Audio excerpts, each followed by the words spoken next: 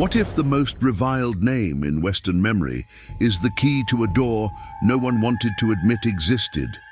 What if betrayal, that ash-taste word, is not only a downfall, but an initiation?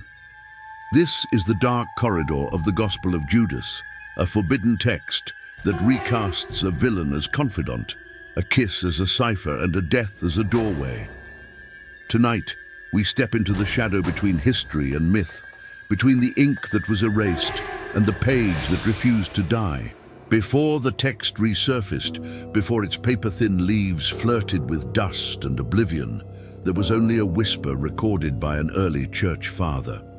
Around 180 CE, Irenaeus of Lyons wrote against heresies, and like a lantern sweeping across a cave wall, he illuminated a rumor, a gospel in Judas's name, cherished by certain groups he deemed misguided.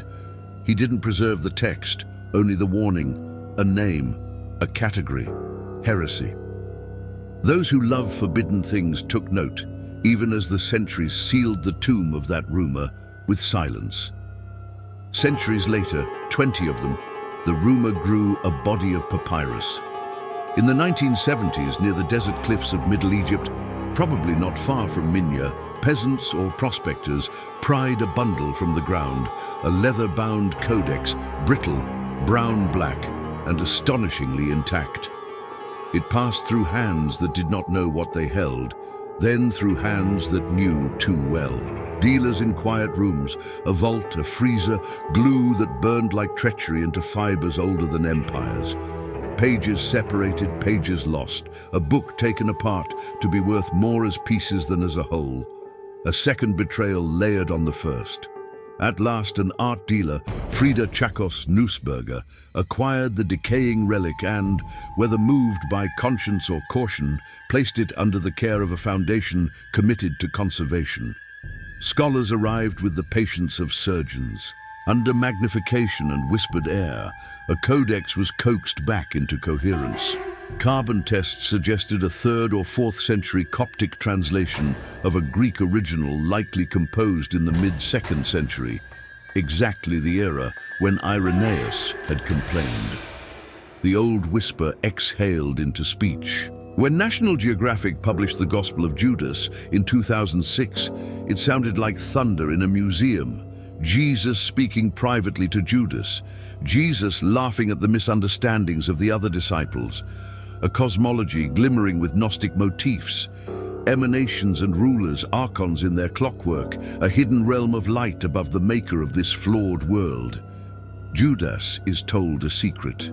You will exceed them all. You will hand over the man that clothes me. In this telling, the body of Jesus is a garment, a temporary mask, a thing to be surrendered. The betrayal is not a glitch in the plan, it is the plan's pivot. Let's pause over that.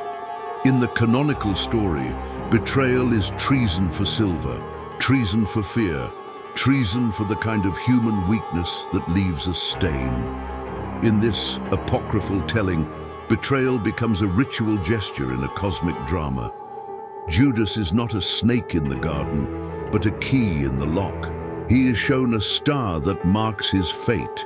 He enters a luminous cloud. He is cursed by the generations, yet he does what is necessary. It is not absolution, it is function. He remains within the narrative, the one who crosses a line so the line can be crossed for everyone. But texts are not stable shores, they are tides. Almost immediately, scholars argued over the waves. In early translations, Judas was framed as a spirit, even a daimon in the older sense, somewhere between a messenger and a fate. Later, alternative readings contended that the text is not flattering at all, that Judas is named the 13th demon, not a chosen confidant, but a tool of lower powers. The fragments are damaged. A letter can turn a halo into a horn. The debate is not a flaw, it is a feature. This is what happens when we pull fragile voices from the dirt after 2,000 years. They speak, but we have to lean in and argue over what they said.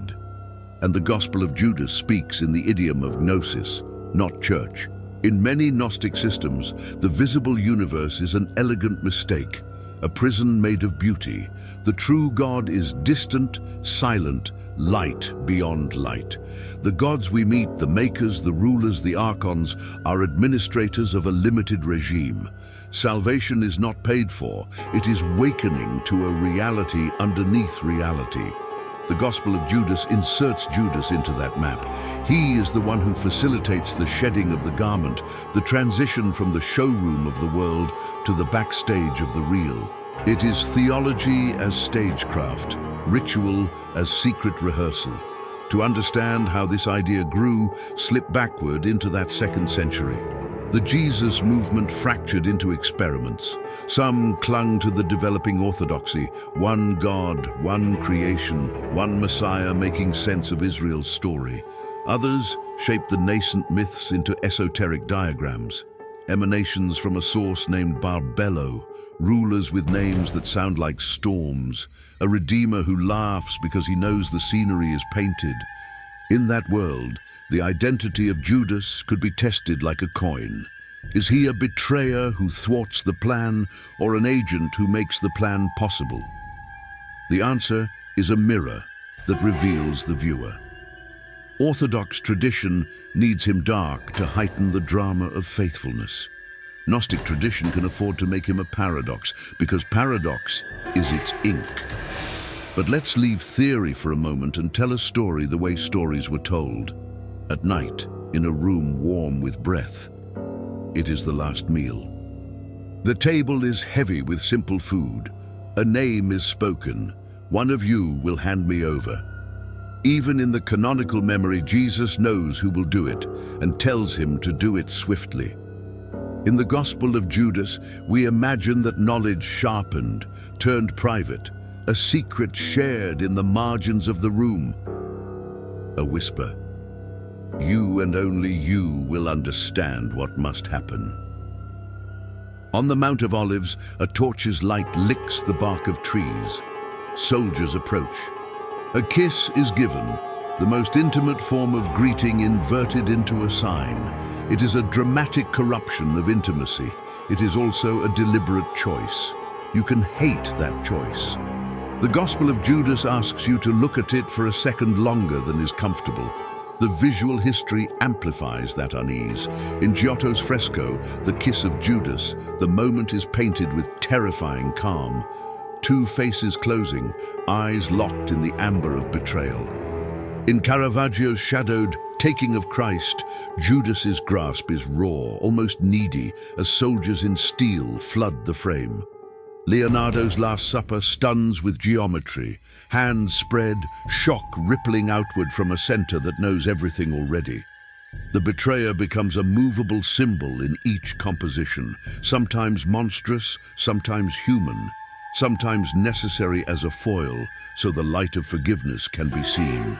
The Gospel of Judas, if you let it, inserts itself into those canvases and whispers, what if that hand is not only the villain's hand, but the hinge on which the whole painting swings? We are not the first to contemplate a redeemed traitor.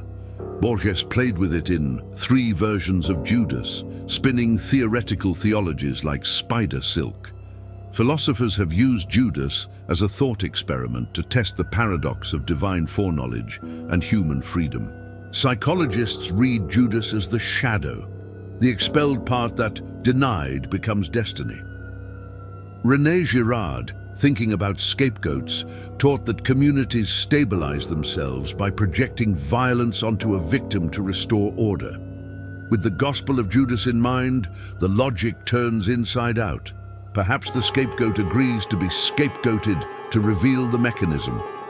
It is an unsettling possibility that the darkest role in a drama is performed by someone who knows it is a role. It is useful, too, to look beyond Christian borders at the archetype of the necessary transgressor. In Norse myth, Loki's mischief escalates until he engineers the death of Balder, a death that sets Ragnarok in motion, the end that strangely renews. In some Sufi meditations, Iblis's refusal to bow to Adam is read in a controversial and minority mystical lens, not as petty pride, but as a paradox of absolute devotion to the divine alone. A reading not mainstream, but illustrative of how traditions sometimes reframe their villains to test the boundaries of loyalty. In the Hebrew Bible, the ritual of the scapegoat carries sin into the wilderness, cleansing the camp by exile. These are not one-to-one parallels. They are echoes, showing how cultures ask a dangerous question: can a necessary rupture ever be called sacred? If you feel the ground shifting, good. We are near the heart of this forbidden text. And if the work we do here, pulling hidden threads, challenging simple readings, speaks to you, consider joining this journey. Subscribe, share this with the one friend who loves a midnight mystery, and leave a comment with the symbol or text you want us to unearth next. The more lanterns we carry, the deeper into the archive we can go, and the more carefully we can read. Back to the pages themselves. The Gospel of Judas is not a full-length narrative. It is a dialogue, a theater of voices. The disciples recount their visions, and Jesus laughs, not in ridicule, the text suggests, but because their visions are bound within the lower heavens. There is talk of the generation of angels, the creation of the world by ignorant powers, and above it all, the realm that is truly divine. Judas alone receives the map that leads off the stage. He sees a star that is his star. He is warned, you will be hated, but you will do more than the others. The final lines break off as he hands Jesus over to the authorities, an abrupt ending that is either the perfect tragic cadence or simply the tear where time ate the page. Historians, cautious as surgeons, remind us that this is all centuries after the events it dramatizes. The Gospel of Judas was written by Gnostic Christians in Greek, then translated into Coptic, somewhere in Egypt, long after Judas had vanished into the legend of a tree and a rope. It bears witness not to history as event, but to history as interpretation. It is a fossil of controversy. Its existence tells us that there were communities who wanted or needed to see Judas differently. It is not proof of a secret whispered in that upper room. It is proof that the second-century mind understood how powerfully stories shape reality. We should also admit the cracks. The fragments are damaged, and translation is an art stitched to a science. Early publications, under deadline pressure and dazzled by novelty, chose certain readings that later scholars questioned. Did the text call Judas a daemon in the neutral sense, or a demon? Is he aligned with the 13th realm, a lofty vantage, or the 13th ruler, a malignant one? April de Conick and others argued against the heroization, contending that the text is more corrosive than consoling. The scholarly conversation at its best is not personal but professional, a slow refinement of how we hear a fragile voice.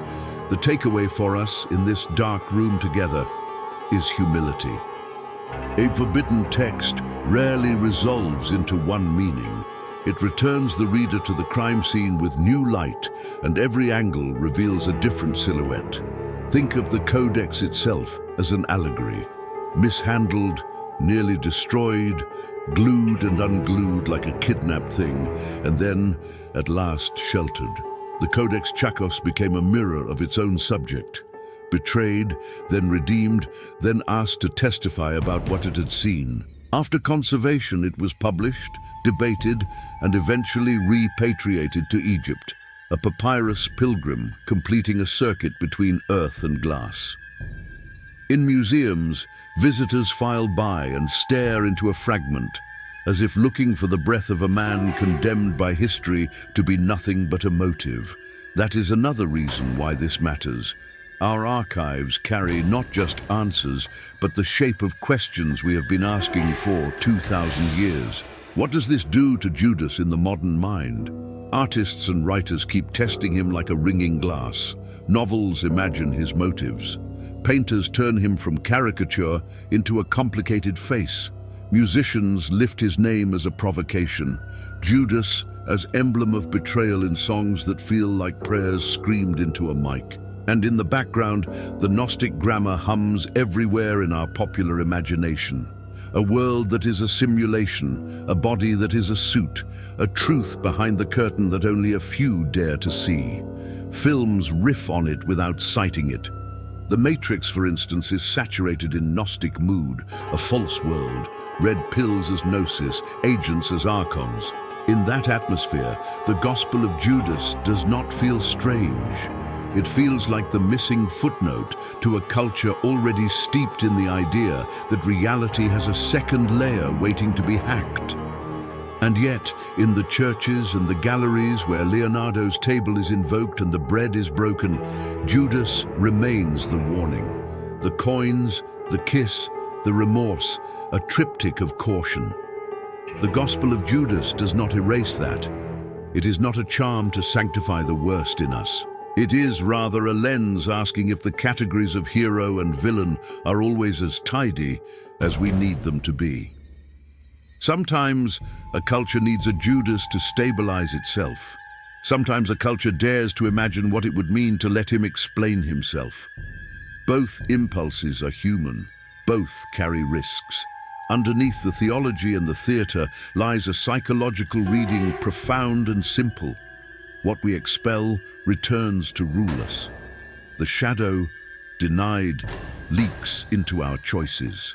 Every community needs a scapegoat until it realizes the mechanism and unhooks its survival from the sacrifice of another. Read this gospel, then, as a parable addressed to anyone who has ever been told they must be the villain so that the story will make sense. Read it as a warning against the comfort of simple stories. Read it as a reminder that betrayal is the oldest technique for forcing a plot to move. We close, as we began, with the question under the question. You cannot change the past. The betrayal happened in the canonical memory, and in this apocryphal memory it is transfigured.